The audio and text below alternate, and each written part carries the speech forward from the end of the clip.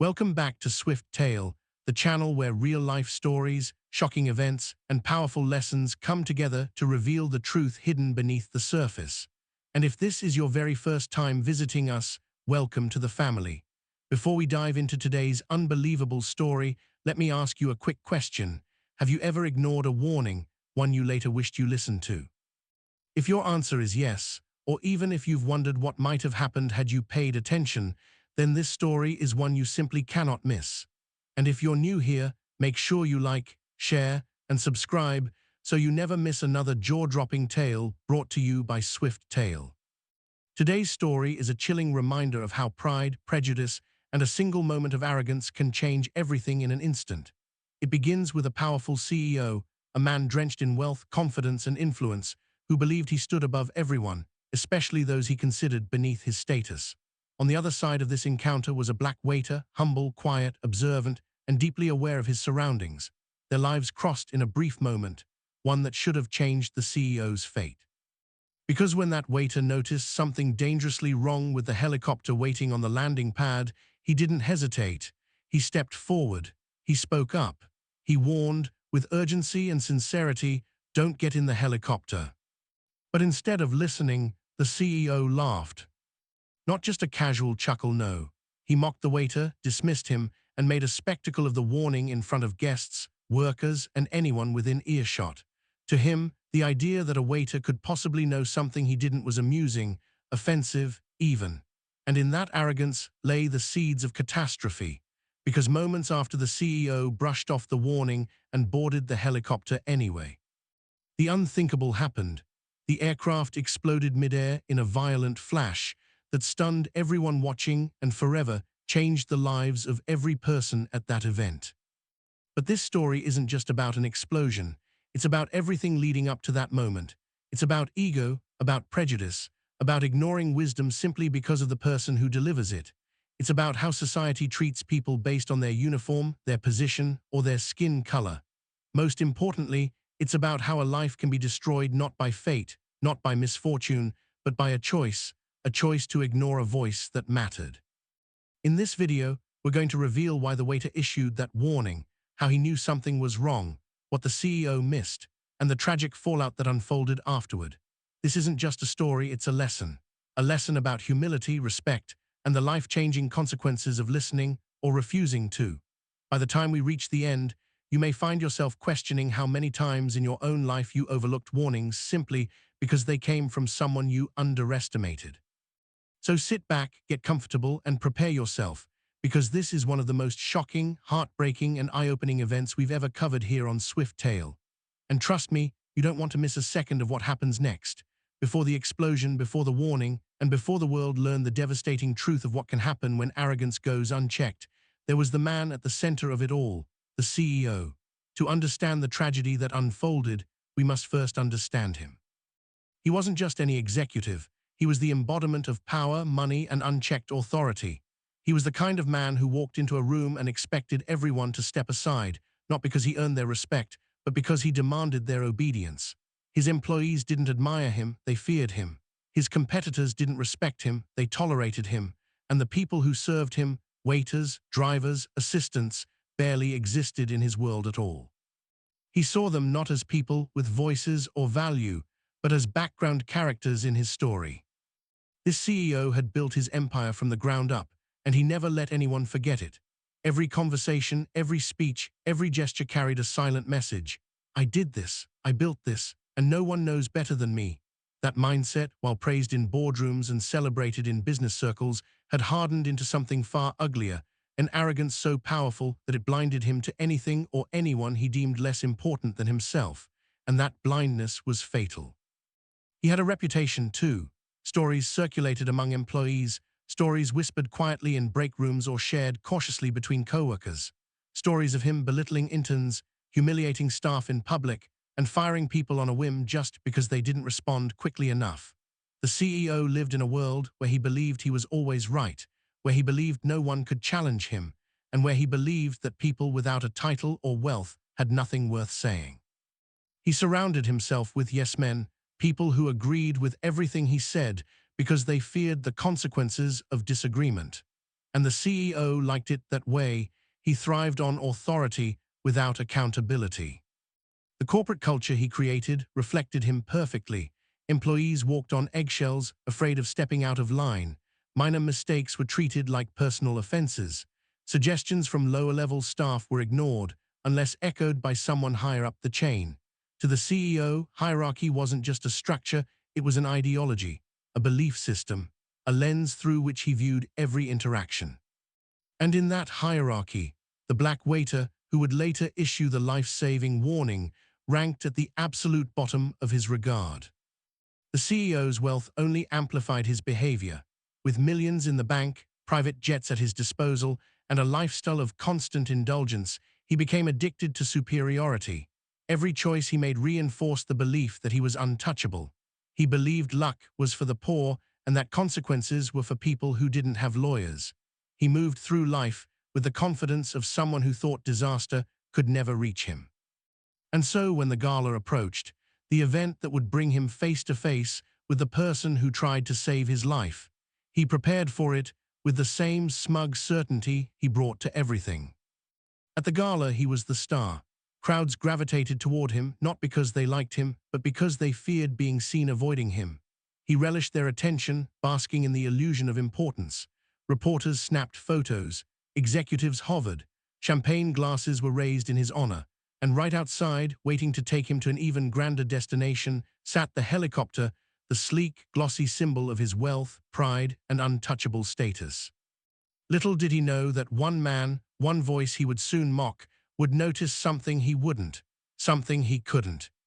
Because his arrogance had blinded him to the most important principle of survival, danger doesn't care how important you think you are. Warnings don't discriminate. Fate doesn't bend to ego. Had he been a man who listened, a man who respected others regardless of title or color or status, this story would have gone differently.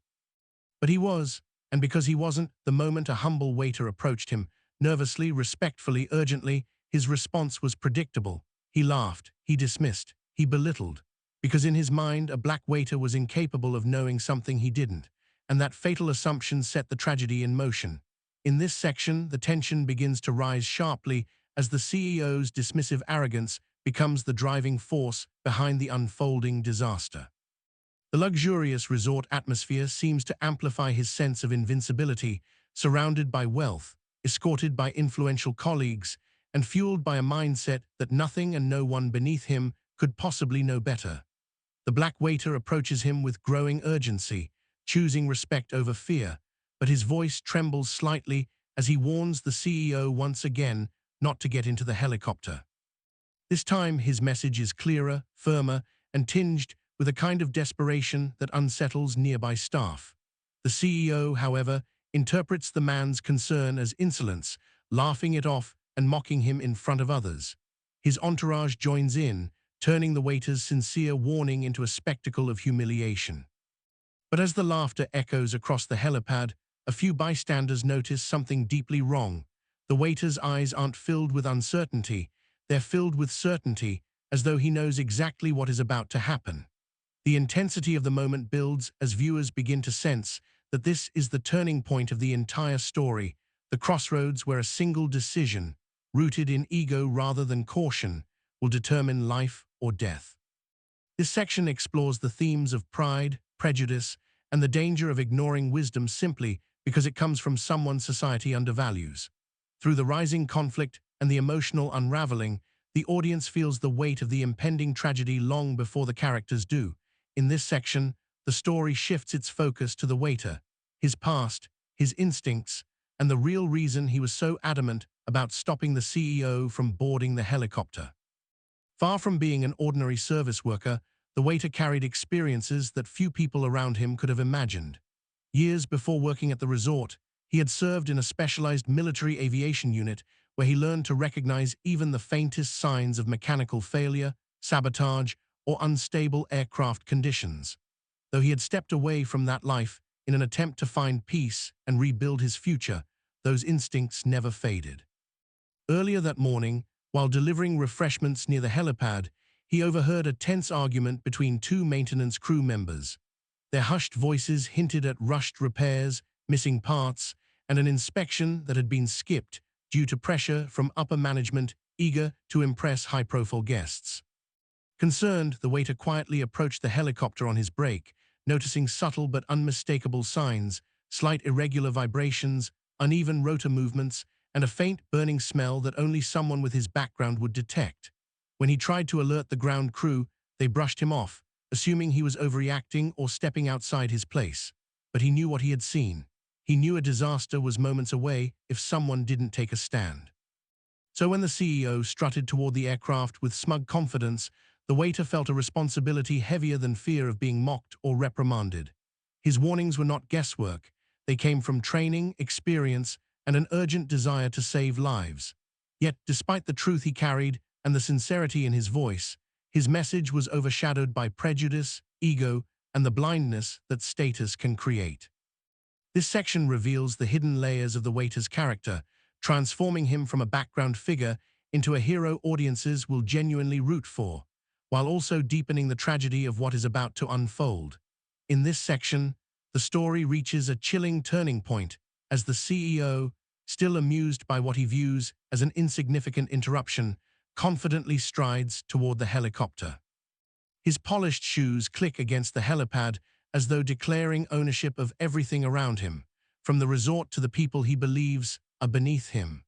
The rotor blades cut through the air with an increasingly aggressive rhythm, whipping wind across the platform and making the waiter's warnings feel even more urgent.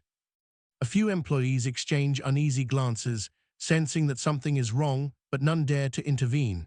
The hierarchy is clear, and the CEO's reputation for firing staff over minor inconveniences keeps them frozen in place. His colleagues follow behind him, some smirking at the memory of the waiter's dramatic warning, while others feel a subtle tug of discomfort they can't quite explain. The waiter, however, stands rooted to the ground, heart pounding, as he watches the CEO climb into the passenger seat. Each step he takes feels like the ticking of a countdown. Inside the cockpit, the pilot forces a smile, hiding his own concerns after being pressured to take off, despite his earlier objections about the rushed maintenance. He glances at the instrument panel, noticing small inconsistencies that make his stomach tighten, but by now, it's too late to turn the situation around without causing a scene. As the cabin door slams shut and the helicopter begins lifting off the ground, the atmosphere transforms. The laughter fades. The wind grows colder. And for the first time, even the CEO's arrogance flickers as he feels a slight tremor run through the aircraft, an unsettling vibration that doesn't match any flight he's ever been on. Meanwhile, the waiter, forced to watch helplessly, whispers a final prayer, knowing the moment of no return has arrived. This entire section builds an intense emotional shift, capturing the audience's breath as fate takes control, and the danger the waiter foresaw becomes undeniable. In this section, the atmosphere shifts from tense anticipation to unfolding catastrophe as the helicopter rises into the sky, carrying with it a deadly secret no amount of wealth, arrogance, or authority can outrun. At first, everything appears deceptively normal. The sunlight glints off the aircraft's polished frame, and the CEO relaxes into his seat with a smug grin, ready to enjoy the aerial view he had bragged about only minutes earlier. But the illusion of safety shatters quickly. Within moments of takeoff, the pilot notices the altimeter stuttering, the needles jittering in ways they should never move. A subtle shudder ripples through the aircraft, barely noticeable to the passengers but unmistakable to a trained aviator. He frowns, adjusting the controls with growing concern. Then the vibrations intensify, first small tremors, then violent jolts that rattle the cabin. The CEO's smile fades as the helicopter lurches unexpectedly, and his colleagues grip the seats, exchanging frightened glances. No one is laughing now. The pilot radios the control tower, voice tight, but before he can finish his report, a high-pitched screech erupts from the rear rotor. The entire aircraft twists sharply, tilting at an angle that sends the passengers into panic. Inside the resort below, staff and guests freeze, staring upward as the helicopter zigzags erratically against the clear blue sky. On the ground, the waiter feels his stomach drop. He recognizes the sound, the motion, the pattern. It's the exact type of failure he had tried to warn them about. Above, chaos takes over inside the cabin. Papers fly, drinks spill, and the CEO, now pale and trembling, looks at the pilot with raw terror, the kind that reveals the truth he never admitted. He wasn't invincible after all.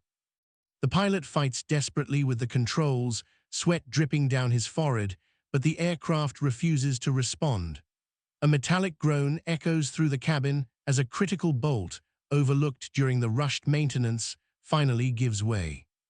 The passengers scream as the helicopter dips violently, spinning toward the open stretch of ocean beyond the resort. From the ground, it looks like a wounded bird thrashing against fate. The waiter watches with horror, hands shaking, knowing that the danger has reached a point beyond any human intervention. This section immerses the audience fully into the terror, confusion, and emotional weight of the moment, marking the beginning of the deadly descent that will change everything.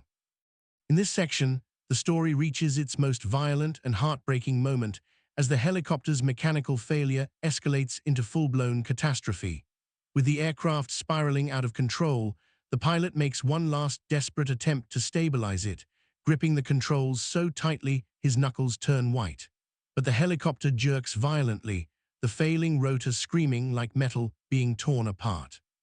A deafening bang erupts, first small, like a gunshot, then a series of rapid-fire pops as internal components break free. Passengers inside are thrown against their restraints, the cabin filling with the sound of terrified screams. The CEO, who only minutes earlier dismissed the waiter with arrogant laughter, now clutches the seat in sheer panic, realizing he is completely helpless. His colleagues cry out, some calling for help, others praying under their breath as the aircraft begins to tilt dangerously toward the ocean. From the ground, onlookers watch in stunned paralysis as a trail of smoke begins to pour from the helicopter's left side, the once sleek vehicle now sputtering, shaking, and cracking under the strain. Then it happens, a blinding explosion tears through the sky. The helicopter erupts into a fiery burst of metal and flame, scattering debris across the open air. The sound reverberates through the resort like thunder, sending people diving for cover as burning fragments rain down. A bright ball of fire expands outward, followed by a plume of black smoke stretching into the heavens like a terrible signal of what has just occurred. The shockwave ripples across the beach, knocking over chairs, disturbing birds, and sending a wave of horrified gasps through the crowd. Even those who didn't see the moment directly feel the explosion in their chests, the raw force of it echoing the magnitude of the tragedy. The CEO, his entourage, the pilot, every life aboard is consumed in an instant. Down below, the waiter collapses to his knees, devastated but not surprised. Tears blur his vision as he watches the burning remnants tumble toward the ocean, each falling fragment a brutal confirmation of the warning no one had listened to. He whispers in anguish, not out of guilt, because he had tried, but out of sorrow for lives lost unnecessarily. Resort staff rush to the shoreline, some screaming, others frozen in shock, as the fiery pieces hit the water, sending up violent bursts of steam. What was moments earlier a scene of luxury and calm transforms into one of chaos and tragedy. This entire section immerses the audience in the horror of the explosion, the emotional fallout on the ground, and the sobering realization that ignoring wisdom, especially when it comes from those society undervalues, can be fatal. In this section, the narrative shifts to the ground, where the explosion's shockwave ripples through every witness, shattering the once peaceful resort atmosphere and replacing it with a scene of chaos, disbelief, and overwhelming grief. The thunderous blast echoes long after the fireball fades, leaving a haunting silence that feels heavier than any sound. Guests scream, some covering their mouths in horror, while others run toward the shoreline despite staff urging them to stay back. Pieces of flaming debris continue to fall, sizzling violently as they strike the ocean's surface, sending pillars of steam into the air. Lifeguards and resort employees scramble to initiate emergency protocols, though everyone knows deep down that nothing can be done. There are no survivors from an explosion like that. People cry out in desperation, some shouting for help, others yelling the names of loved ones who were meant to board the helicopter later that day, terrified of who might have been on it. At the center of the chaos stands the waiter, frozen in place, staring numbly at the black smoke spiraling into the sky. His breath trembles, his mind replaying every moment leading up to the tragedy, the warning he gave, the laughter that followed, the look of dismissal he endured. As the reality sinks in, Guilt claws at him despite knowing logically that he did everything he could. A manager rushes toward him, demanding to know what happened, but the waiter can barely respond. His voice cracks, his words coming out in short, painful bursts as he tries to explain the argument he overheard between the mechanics, the faulty repairs, and his repeated attempts to alert someone. A nearby guest overhears and immediately steps forward, insisting she saw the CEO mock the waiter, turning the story into a spectacle. Within seconds, whispers spread through the crowd, some expressing outrage, others expressing regret that no one stepped in to support the waiter when it mattered.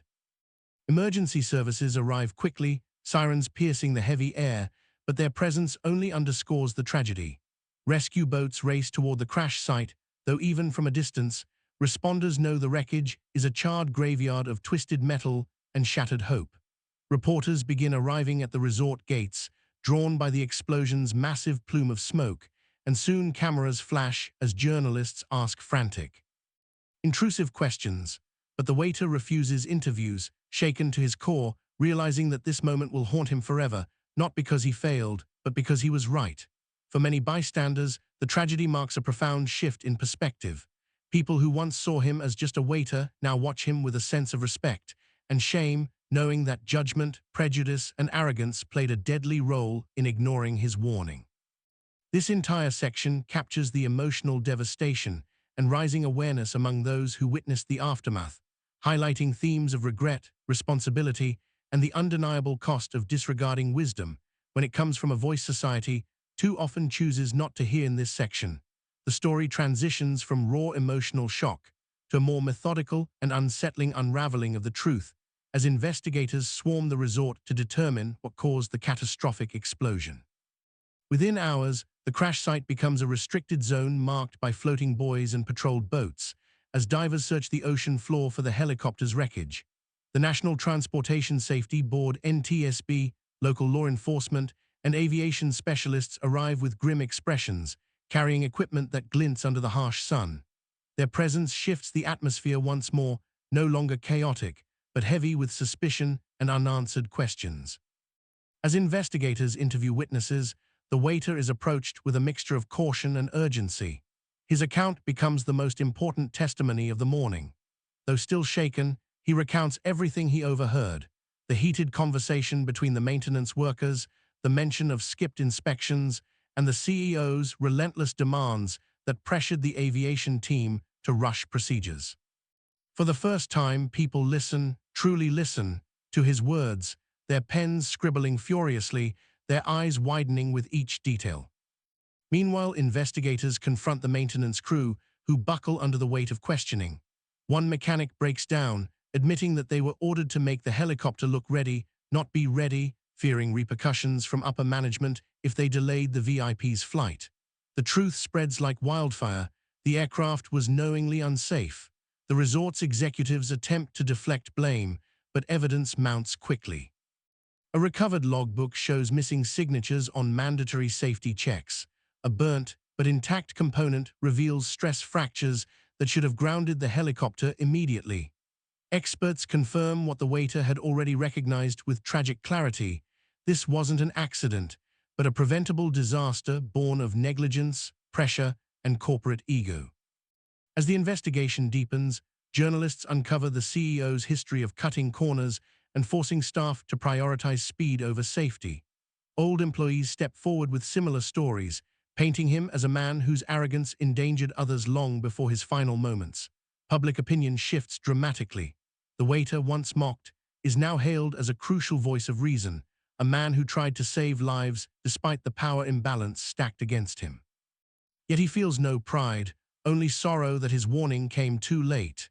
Investigators commend him for speaking up, acknowledging that without his testimony, the truth might have been buried beneath corporate influence and money.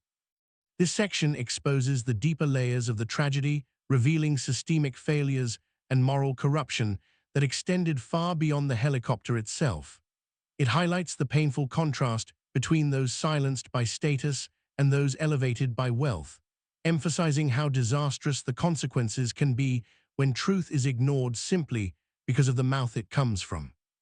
In this concluding section, the narrative steps back from the investigative details and emotional intensity to focus on the heart of the story, the lesson it leaves behind, and the impact it should have on every viewer. The helicopter explosion wasn't merely a tragic accident. It was the result of arrogance, prejudice, and the dangerous assumption that wisdom only comes from people in positions of power. The CEO, despite his wealth and influence, made a fatal mistake by dismissing a warning solely because of who delivered it. And the waiter, a man whose experience and integrity could have saved lives, was ignored because society often underestimates those who don't fit the image of authority. This story reminds us that respect and humility aren't optional, they are essential. If we choose to overlook truth simply because of pride or social hierarchy, we risk creating tragedies that could have been prevented. As the investigation exposes the layers of negligence and ego behind the explosion, the message becomes even clearer. Real leadership listens, real wisdom comes from anywhere, and real danger arises when we silence the wrong voices. As we close this story, think about how often this same dynamic plays out in everyday life. When a coworker is ignored because others assume they don't know enough, when a warning is brushed aside because it feels inconvenient, when someone's value is judged by their job title instead of their character. This tragedy serves as a powerful reminder that every voice deserves to be heard, especially when it comes from a place of sincerity or knowledge. And for those watching, there's an even deeper takeaway. Never let pride blind you, never underestimate someone based on appearance, and always pay attention to the people who speak up, even if their words challenge your assumptions. In this section, the focus turns to the waiter's life in the days and weeks following the tragedy, how everything around him shifts, sometimes in unexpected and overwhelming ways. The same people who once brushed past him without a second glance now approach him with sympathy, gratitude, and in some cases, guilt. Guests who had mocked or ignored him offer apologies, though many feel hollow, coming only after the worst has already happened. Reporters swarm the resort, eager to interview the waiter who tried to save the CEO, but he declines almost all requests, wanting no fame from a loss he desperately tried to prevent. His managers, afraid of public backlash and legal liability, suddenly treat him with a respect they should have given from the beginning. They offer him time off, counseling resources, even a quiet office to escape the scrutiny of cameras and curious guests. But none of these gestures erase the heavy weight he carries, the knowledge that he saw the warning signs and wasn't taken seriously. As news stations replay the story again and again, the waiter becomes an unexpected symbol of integrity, a reminder that sometimes the most overlooked people hold the greatest wisdom. Messages begin flooding the resort from viewers across the country, calling him a hero, praising his courage, and thanking him for trying to protect lives even when he had nothing to gain. Some share their own stories of being ignored or dismissed at work, drawing inspiration from his persistence. Though the attention feels strange and uncomfortable, a small part of him finally feels seen, not for his uniform or job title, but for his knowledge, his character, and his heart. Yet with this recognition also comes emotional burden. He relives the moment every night, the CEO laughing, the helicopter lifting off, the explosion tearing the sky apart. No amount of praise can quiet that memory. Still, amid the pain, something slowly begins to shift inside him. Counselors help him process the trauma, supportive coworkers stand by him, and letters from strangers remind him that he did the right thing, even when no one listened. The tragedy becomes a defining moment in his life, not because he failed, but because he spoke up with courage when silence would have been easier. The world's reaction proves what the resort failed to see, that wisdom is not defined by race, job title, or social status. This section captures the emotional evolution of a man who went from underestimated to respected, from invisible to acknowledged, and from powerless to someone whose voice is finally recognized as one that should have mattered all along. In this section, the story turns toward the massive corporate and legal backlash that erupts in the aftermath of the helicopter explosion. As investigators release their preliminary findings, the resort's management team scrambles to control the narrative, but it's too late. The truth has already begun to spread. News outlets report that the helicopter was cleared for takeoff despite glaring mechanical issues, and pressure from executives played a major role in the rushed maintenance. The CEO's company, once glamorized for its wealth and influence, finds itself spotlighted for all the wrong reasons. Former employees start coming forward with stories of unsafe shortcuts, ignored warnings, and a culture where appearance mattered more than safety. Social media explodes with outrage as the public demands answers and accountability. Lawsuits pile up rapidly from the families of the victims, from advocacy groups, and even from regulatory agencies accusing the corporation and the resort of negligence leading to wrongful death. Courtrooms fill with grieving relatives seeking justice, and press conferences turn hostile as reporters grill attorneys for explanations. The resort's executives, once confident and untouchable, look shaken and exhausted as they attempt desperate damage control, but the public's trust is already shattered. Simultaneously, the maintenance crew faces its own emotional turmoil.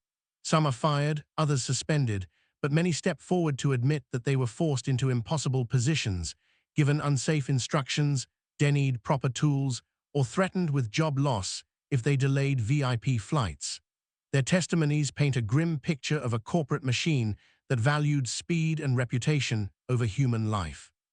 Regulators begin conducting full audits of the company's aviation practices, uncovering years of overlooked violations. The story becomes national news, a tragic example of what happens when power goes unchecked and ethical responsibility is traded for convenience. Legislators even start discussing new safety regulations inspired by the case, determined to ensure that no other company can repeat the same catastrophic mistakes. Throughout the chaos, the waiter's name continues to come up, not as a symbol of blame, but as a symbol of conscience.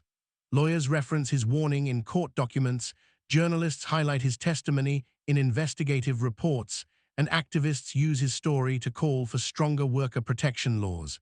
And though he never sought attention, his voice becomes essential in exposing the truth. The tragedy ignites broader conversations about workplace inequality, racial bias, and the consequences of ignoring marginalized voices. What began as a single warning from someone society dismissed now becomes the catalyst for a national reckoning regarding safety, ethics, and accountability. This section portrays the sweeping waves of change, legal, corporate, and cultural, that rise from the ashes of the disaster, emphasizing that even the most powerful systems can crumble when built on pride and negligence. In this section, the narrative shifts toward the community response that blossoms in the wake of the tragedy, revealing a rare and inspiring example of people coming together to uplift someone who had long been overlooked. As the waiter's story becomes public, local residents, activists, veterans, and ordinary citizens begin to rally around him, not because he asked for it, but because they see in him a reflection of countless individuals whose voices are ignored every day. Churches organize prayer circles for the victims and for the waiter, acknowledging the emotional toll he carries. Community leaders reach out, offering support networks, therapy resources, and even financial assistance raised through grassroots fundraisers. People who once walked past him without recognition now stand beside him, insisting that he deserves to heal, to rest, and to be reminded that his courage mattered. The outpouring of solidarity gives him something he hasn't felt in a long time, a sense of belonging and the reassurance that he wasn't alone in his struggle or his grief. Local groups begin hosting public forums, using the tragedy as a catalyst for conversations about racial bias, workplace inequality, and the dangerous consequences of dismissing people based on assumptions and stereotypes. The waiter attends some of these gatherings, though he speaks little. Even when he says only a few words, the room falls silent, recognizing the weight he carries. Activists highlight his story in campaigns pushing for stronger whistleblower protections and better safety enforcement in corporate environments. Parents bring their children to meet him, telling them, "This man spoke the truth even when no one listened." Slowly, he begins to understand that his voice, once ignored, minimized, or mocked, has become a source of inspiration. The community's empathy becomes a turning point in his healing. Neighbors he has never met send homemade meals and handwritten letters. A nearby veterans organization reaches out after learning of his military aviation background, offering him a place among people who understand the burden of responsibility and the pain of witnessing loss. The support becomes a lifeline, helping him confront the trauma he had been carrying alone. For the first time since the explosion, he feels something like hope, not because the tragedy has faded, but because he sees that others are working to ensure no one else suffers from the same kind of negligence or disregard. This section highlights the profound impact that unity and compassion can have after tragedy. It underscores a powerful truth. While arrogance and prejudice can destroy lives, community and humanity can help rebuild what remains. Through this collective response, the waiter begins to recover, and society begins to learn what respect, humility, and solidarity truly mean. In this section, the story enters a period of renewal, where the waiter's life, once defined by invisibility and struggle, begins to open into a future shaped not by tragedy, but by recognition, purpose, and long overdue opportunity.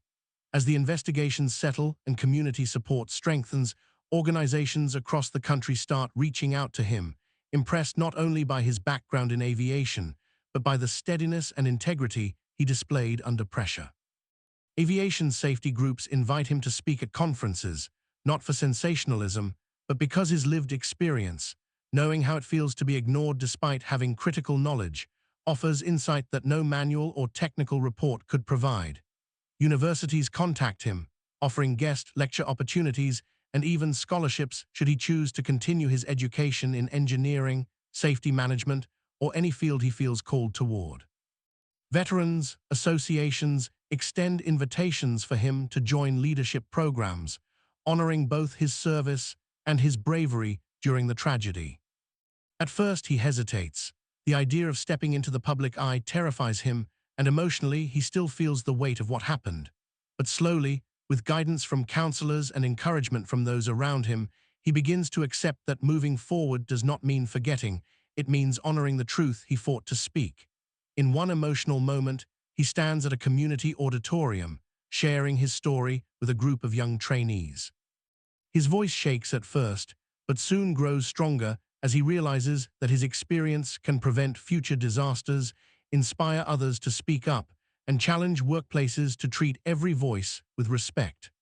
Afterward, several attendees approach him with tears in their eyes, thanking him for giving them the courage to trust their instincts. It's in that moment he begins to understand. Perhaps this painful chapter in his life is getting him toward a calling he never expected. Opportunities continue to grow. A non-profit organization dedicated to improving aviation safety offers him a consulting role, allowing him to use his military expertise once again, but this time in a space where his voice is valued. Even the resort, once a place where he felt small and overlooked, offers him a promotion and a public apology, though he thoughtfully chooses to move on, seeking a fresh start, unburdened by the memory of what happened there.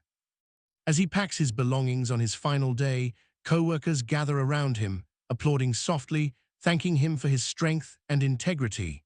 He walks away not just from the job, but from the version of himself that the world tried to limit.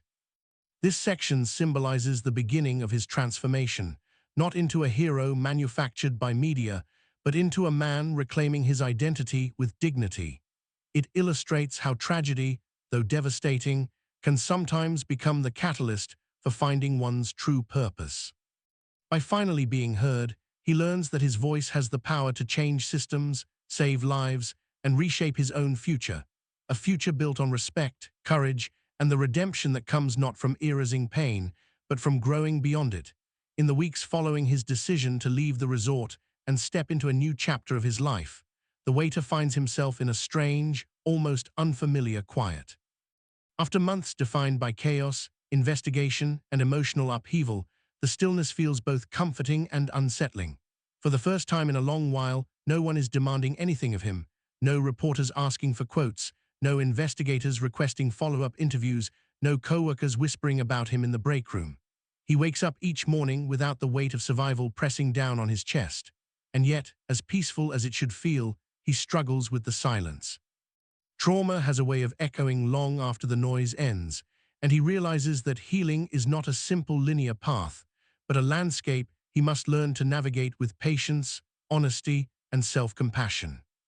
He begins therapy in earnest, no longer treating it as a mandatory step suggested by investigators, but as a deliberate choice to understand the deeper layers of everything he endured. The therapist, a calm, steady presence, helps him unravel the tangled threads of guilt, fear, and latent grief he carries. They talk not only about the tragedy, but about the years before it, the military missions that left invisible marks, the countless times he swallowed his words to avoid conflict, the pressure of being the strong one who never admits he is hurting. Slowly, he begins to see patterns. He recognizes how often he allowed himself to be minimized, how accustomed he became to erasing his own needs to make others comfortable. The tragedy forced him into visibility, but therapy helps him understand that he deserves to be seen even when disaster isn't unfolding around him. Outside of the therapist's office, he starts building new habits, small at first, but meaningful. He goes for runs along the shoreline at sunrise, letting the rhythmic crash of waves ground him. He journals each evening, pouring out thoughts he once would have buried. He reconnects with old friends from his military days, people who knew him before the scars became too heavy to talk about. Their support is genuine and steady, reminding him that brotherhood can stretch beyond uniforms and battlefields. He also begins attending support groups for trauma survivors, where he sits in circles with strangers who carry different stories but the same emotional landscapes. In sharing with them, he learns that vulnerability is not a weakness but a bridge, a way of finding connection in the places that once felt unbearably lonely. As life gradually steadies, he starts shaping a new identity for himself, one that blends his past with his aspirations but is not defined by either. He signs up for a continuing education program in aviation systems and safety analysis, encouraged by former instructors who see potential in him. The coursework is challenging but exhilarating, igniting the part of his mind that once thrived on solving complex problems. He spends evenings bent over textbooks, diagrams, and technical reports, rediscovering the curiosity he thought he had lost. Each passing week, he feels himself standing a little taller, breathing a little deeper, stepping closer to the person he wants to become. Through all of this, he begins to experience moments of genuine joy, unexpected, gentle, and deeply healing. A child in a cafe notices the aviation patch on his old backpack and excitedly asks about airplanes. He finds himself smiling as he explains lift and drag in simple terms. During a volunteer event, he meets fellow veterans working to support at-risk youth, and he feels an immediate sense of purpose aligning with his own desire to give back. On quiet nights, he cooks meals that remind him of family gatherings from long before life became complicated, filling his home with comforting smells that feel like belonging. Perhaps the most profound shift occurs when he finally forgives himself, not for anything he did wrong, but for all the ways he once believed he had to carry the world alone. He realizes that healing is not about returning to who he was before the tragedy. It is about becoming someone wiser, softer, stronger, and more whole. Section by section, step by step, he rebuilds a life that is no longer about endurance, but about intention. A life where he feels not like a background character or a forgotten veteran, but like a man whose voice matters, whose presence has weight, and whose future, at long last, belongs fully to him.